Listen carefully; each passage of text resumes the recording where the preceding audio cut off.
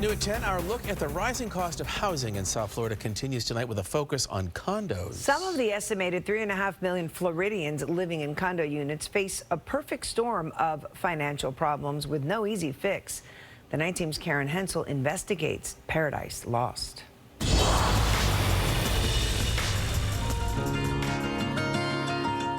The Palm Bay Yacht Club in Miami and Palm Lakes in Margate could not be any more different. One is 27 stories, the other just 4. One overlooks Biscayne Bay, the other is west of the Turnpike. But what both condominiums have in common is financial strain set in motion by the condo collapse in Surfside more than 2 years ago. I knew right then, our lives were all changing immediately because our building was built at the same time that the Champlain was built. Robert Norris is the Palm Bay Yacht Club board president. We're looking at a $33 million project for a 40-year recertification. So all of the board members felt the pressure. That project includes everything from concrete demolition and restoration to redoing balconies, and those repairs come at a cost. The average assessment is around $140,000 per unit owner. I can't even begin to explain the number of nights that I couldn't sleep because I knew that there would be people in this building that might not be able to afford it.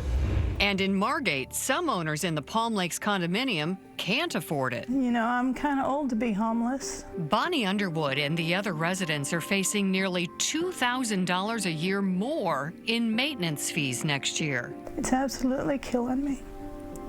And I don't think I'm the only one here in this association who's feeling this because the buildings are emptying out. It's tragic. People do not know what to do. They're trying to sell their units, but where are they going to go? It's very difficult. The reason for that difficulty is a state law passed after the Surfside collapse. It requires condo associations to collect reserve money for costly future major repairs like structural work. We're on fixed incomes here, and it's very difficult for people to afford 100% reserves. We're a 4-story building, which is considered low-rise. We're 11 miles away from the ocean. We can't compare it to Surfside at all.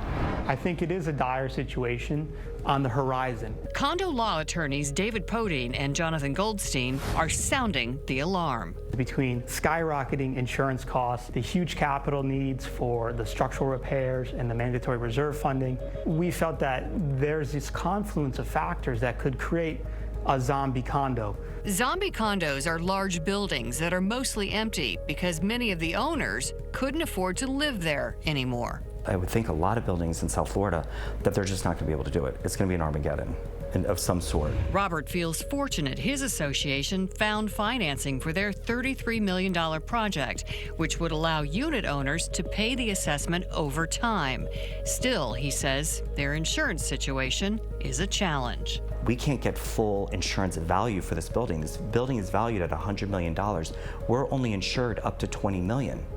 And our insurance went up 60%. Associations have seen premium increases as high as 500%. Some are calling on state lawmakers to fix these complex condo problems. Tomorrow at 10, tenants say landlords are taking advantage of them in a tight rental market. Karen Hensel, 7 News.